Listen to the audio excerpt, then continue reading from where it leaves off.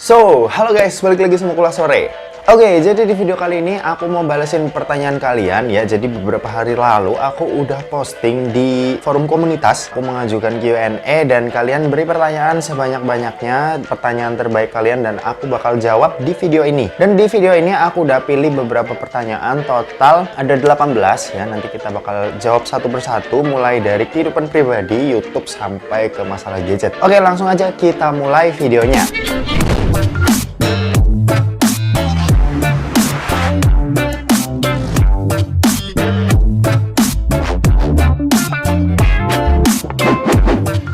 Oke, pertanyaan pertama, Bang, awal nge-YouTube kapan? Terus kok milih review HP dan pada YouTuber panutan atau enggak? Oke, jadi aku memulai channel ini itu tepatnya bulan November tahun 2018.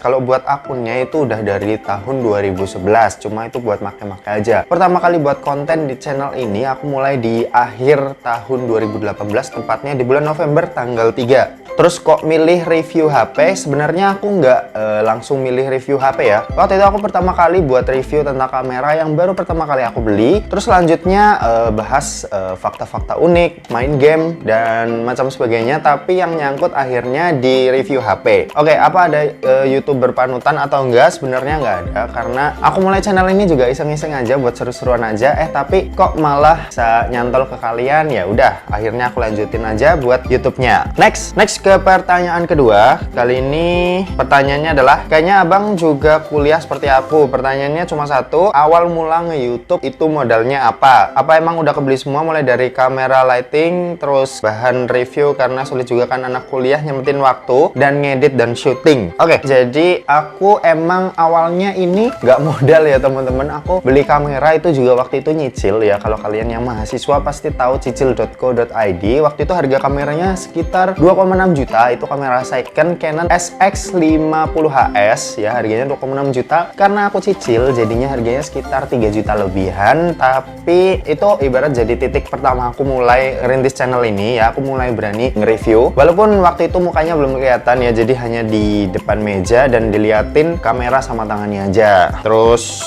pertanyaannya kan sulit buat bagi waktu ya. Ini masing-masing dari kita ya, karena ada yang pinter bagi waktu atau yang enggak. Jadi tapi aku tamain waktu itu untuk kuliah. Nanti setelah selesai kuliah aku baru syuting untuk YouTube gitu. Oke, next pertanyaan ketiga, Bang, susah nggak sih sebenarnya konten tentang gadget? Oke, di sini konten tentang gadget balik lagi ke kalian. Ini susah atau enggaknya itu tergantung kalian suka dengan gadget atau enggak ya. Kalau misal aku pribadi, aku orang yang suka dengan gadget atau teknologi, makanya buat belajar tentang gadget atau teknologi itu nggak susah. Jadi ya cukup baca sesekali, itu kita apalin. Pasti orang yang suka dengan gadget bakal dengan senang hati buat baca-baca kayak gitu. Oke, next ada kru-nya atau enggak, atau kerja sendiri. Jadi aku sebenarnya sempat punya kru waktu itu, editor video sama pembuat skrip video, tapi nggak bertahan lama karena setelah channelku kena hack ya, itu aku bener-bener kerja sendiri sampai saat ini. Dan saat ini aku juga lagi nyari video editor ya. Buat kalian yang mau, kalian bisa komen di bawah,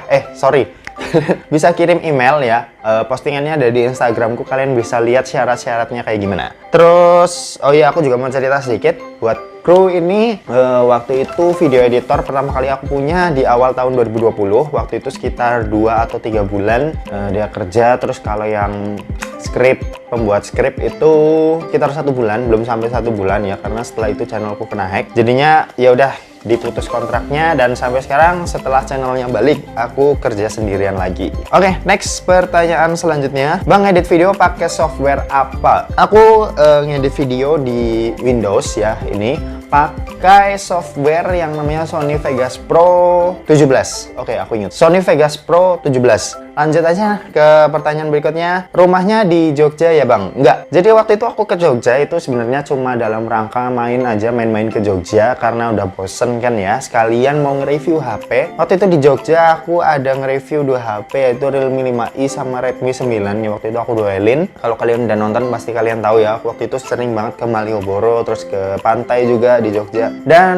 ya di Jogja intinya cuma main. Aku sekarang tinggalnya di kota Semarang ya, udah dari tahun 2015 juga di Semarang. Dan ya sementara ini masih ngekos di Semarang, jadi ya gitu deh. Oke, next pertanyaan selanjutnya.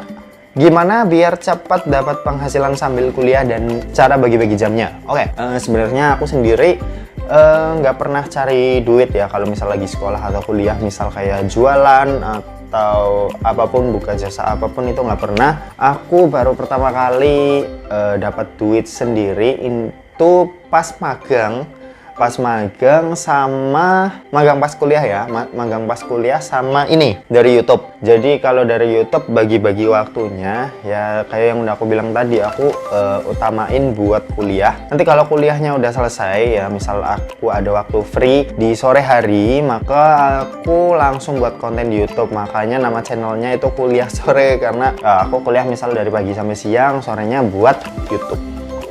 Gitu. Oke, next pertanyaan selanjutnya. Ini pertanyaannya adalah, Bang, kemarin kan akun YouTube Kuliah Sore kena hack. Oke. Sebelum kejadian itu pernah nggak sih ngalamin hal yang sama seperti itu? Maksudnya akun bermasalah. Kalau akun bermasalah itu mungkin copyright ya, copyright, karena channelku sebelum nge-review HP ini aku rekomendasi HP yang dimana aku ambil footage orang ya. Di situ ada sekitar 2 atau 3 yang bermasalah ya, sampai aku nggak bisa upload channel 2 minggu waktu itu. Tapi ya udah nggak apa-apa. Mungkin setelah itu aku tahu masalahnya karena aku nggak nyantumin sumber, dimana seorang yang ambil footage orang itu harusnya kasih sumber ya, video itu diambil di mana. Tapi walaupun tetap kena copyright atau orang yang punya video itu nge-hack milik videonya, itu ya kalian nggak bisa protes juga walaupun udah dikasih sumber, soalnya ya itu hak mereka sendiri karena itu video mereka. Jadi kita nggak boleh, apa ya istilahnya, nggak boleh marah lah kalau misal kita ditegur oleh YouTube, kita kena copyright gitu. Oke, next pertanyaan selanjutnya. Bang, waktu kuliah pakai HP apa? Oke, jadi waktu kuliah itu di tahun 2015 ya, di tahun 2015 aku pakai HP Asus Zenfone 5 ya, HP Legend yang aku pakai sebenarnya dari SMA itu sampai kuliah awal-awal. Aku lupa sampai tahun berapa. Mungkin setelah itu aku ganti ke HP Oppo. Ya ini masih pakai duit orang tua ya waktu itu. HP Oppo harganya kalau nggak salah 2 juta. Oppo A71 aku beli seharga 2 juta kembali 1.000. Terus abis itu aku ganti ke Samsung Galaxy A20. Itu di awal tahun 2020 ini ya. Di awal tahun itu pakai gaji YouTube. Jadi aku jual HP Oppo A71 nya waktu itu aku jual 1 juta, terus aku nambahin sekitar 1,3 juta, aku lupa berapa. Yang jelas harga Samsung Galaxy A20 kayaknya waktu itu 2,3 atau 2,4 ya, sekitar segitu aku nambahin. Ya seneng sih rasanya bisa pakai uang sendiri, walaupun HP yang pertama itu si Oppo A71 itu pakai duit orang tua, tapi buat nambahin ini pakai uang sendiri itu senang. Terus yang selanjutnya, yang terakhir sebelum lulus, aku kan lulus di bulan Desember tahun 2019, terus aku beli beli Realme 5 Pro itu di bulan September atau Oktober gitu, dengan harga 2.999, itu pakai uang dari YouTube sendiri ya. Jadi senang sih kalau misal kita bisa beli HP pakai uang sendiri ya, nggak dari orang tua. Oke, next pertanyaan selanjutnya. Daily driver lu sekarang apa, Bang? Dan alasannya buat dijadiin daily driver kenapa? Oke, di sini ini kalian udah tahu lah ya, kalau misal yang sering lihat Instagramku atau nonton channelku, aku sering nyebutin Samsung Galaxy S10 Plus. Aku pilih daily drivernya ini si Samsung Galaxy S10 Plus ini. Kenapa? Pertama karena ini Samsung ya. Kalau kalian tahu brand yang setidaknya punya gengsi lah ya, itu selain iPhone itu adalah Samsung ya. Android yang paling punya gengsi di Indonesia itu adalah Samsung, makanya aku beli Samsung. Kedua, layarnya ini curve, aku suka banget sama layar yang curve. kesannya elegan ya kalau dilihat dari depan. Terus ada tompelnya juga, aku juga suka. Terus yang terakhir ini kamera bagian belakangnya ini nggak pasaran ya, kayak misal Samsung Galaxy S20 itu kan bisa dibilang sih pasaran ya, karena banyak HP zaman sekarang yang bentuk kameranya kayak gitu. Kalau S10 Plus atau S10 series kan yang mendatar itu jarang banget ya, kayak orang kalau dikasih tahu kayak gini orang bakal tahu ya kalau ini adalah Samsung Galaxy S10. Ya kalau misal dibandingin sama kamera kotak, pasti orang yang lihat itu bakal bingung ya, karena HP 2 sampai 3 jutaan bahkan 1 jutaan juga ada yang bentuknya kayak gitu. Jadi sementara enggak deh, apalagi performa Exynos 9820 ya kalau nggak salah, ini juga masih powerful banget, jadi nggak perlu lah ke Exynos 990, itu bedanya juga nggak terlalu jauh. Lagian aku juga pakai nggak terlalu buat main game yang kompetitif banget, aku cuma main PUBG paling buat seru-seruan aja. Oke gitu. Dan sebenarnya aku mau beli iPhone juga. Ini akhirnya aku memutuskan untuk beli iPhone buat dijadiin daily driver kedua ya, alias ini cuma buat story aja di Instagram, karena aku merasa Samsung kalau dibuat story ini tetap burik lah. Makanya aku mau beli iPhone beberapa hari lagi lah, nanti aku masih mikirin, ini masih bingung. Nggak perlu yang mahal-mahal, yang penting buat story ini nggak burik ya. Aku mungkin antara iPhone XR atau iPhone XS ya, mungkin nggak yang 11 karena masih harganya itu masih mahal. Dan aku nih belinya second ya, sekalian mau dibuat konten. Nanti aku belinya di toko yang kontroversial lah, yang kalian tahu, sekalian itu dibuat konten. Sama nanti aku mau bandingin sama iPhone X yang waktu itu aku beli buat pacarku ya. Jadi nanti mungkin buat compare, jadi banyak konten lah istilahnya kayak gitu, jadi aku nggak kehabisan konten. Oke, next Bang, kalau review HP itu HP-nya beli atau dipinjemin sama brand? Oke, jadi sementara ini aku kalau review HP-nya beli sendiri, pakai uang sendiri, uang dari gaji YouTube ya. Jadi aku simpan beberapa untuk beli HP, terus beberapa untuk kebutuhan hidup. Ya semoga tahun-tahun ke depan adalah brand yang mau minjemin HP ya. Channel Kuliah Sore ini dilirik kayak channel-channel lain supaya bisa nge-review HP lebih cepat lah dibanding reviewer lain. Oke, sampai belibet ya. Oke, next pertanyaan selanjutnya, HP terbaik 1 jutaan apa ya, tolong direkomendasiin. Sebenarnya banyak, cuma aku paling ngerekomenin itu Redmi 9 karena ya satu layarnya udah Full HD, dua performa Snapdragon MediaTek Helio G80 nya juga udah mantep abis ya. Terus banyak fitur-fitur menarik lainnya lah dari si Redmi 9, apalagi harganya yang paling murah itu 1799 ya. Kalau misal kalian cari di Tokopedia itu ada yang harganya 1749 kalau nggak salah. Dan ya menurutku itu adalah HP terbaik. Kalau kalian minta rekomendasi HP lain, mungkin aku bakal kasih Realme 5i, salah satunya Realme C3 juga, terus Infinix Note 7 Lite iya, terus Samsung apa ya, kalau A11 itu kayaknya 2 juta mepet dikit lah ya, turun atau naik nggak tahu, aku kurang tahu kalau Samsung harganya berapa ya. Mungkin itulah HP-HP tadi yang aku sebutin. Oke, next pertanyaan selanjutnya, Bang, bagusan beli iPhone 7 second atau Xiaomi Redmi Note 9? Oke, ini pertanyaan yang sering ditanyain sama kalian, mending iPhone second atau HP baru dengan misal budget yang sama. Ini tergantung kalian lagi sih sebenarnya ya, karena aku bisa bilang kalau iPhone ini bisa bertahan sampai 5-6 tahun ya, contoh misal 6S masih bisa survive sampai sekarang, juga dapat update iOS kan. Kalau 6S itu kalau nggak salah tahun 2015 ya, berarti udah 5 tahun masih survive. Terus iPhone 7 apalagi masih survive banget, mungkin sampai update iOS 15 juga mungkin masih survive. Terus kalau misal kalian bandingin sama Android, ini contoh HP-HP yang di bawah 3 juta atau HP kelas mid-range atau entry level, itu mungkin daya tahannya, bukan daya tahan sih, enak buat dipakainya itu 2-3 tahun aja, karena mungkin setelah tahun keempat itu udah mulai berasa lemot-lemot, mungkin di tahun ketiga juga udah mulai kerasa lemot-lemot. Beda sama iPhone yang bisa sampai 5-6 tahun. Jadi kalau kalian pengen yang gak ganti-ganti HP lagi, mending iPhone sih. Apalagi desain iPhone itu juga elegan banget ya. Kalau misal kalian pegang iPhone 6s aja itu juga udah kelihatan keren ya, dibandingkan ya Android juga keren sih, beberapa punya desain yang keren, tapi Buat kalian yang pengen jarang ganti-ganti HP, iPhone adalah rekomendasi pertama dari Oke, next. Bang, kalau misalnya beli HP Xiaomi di Mi Store, itu bakal lebih murah atau harganya sama aja dengan harga yang ada di pasaran? Kalau sepengalamanku ya, dari riset yang aku lakuin dan riset, kalau Xiaomi itu biasanya kalau dari Mi Store sama toko lainnya itu biasanya lebih mahal ya, apalagi HP-HP yang goib ya. Contoh misal Redmi Note 8 Pro, atau ini nih yang waktu itu lagi yang paling booming itu adalah Redmi Note 7. Waktu itu booming banget dan harganya yang ditulis berapa tapi yang ada di pasaran itu berapa, beda jauh banget lah ya, istilahnya di pasar itu lebih mahal.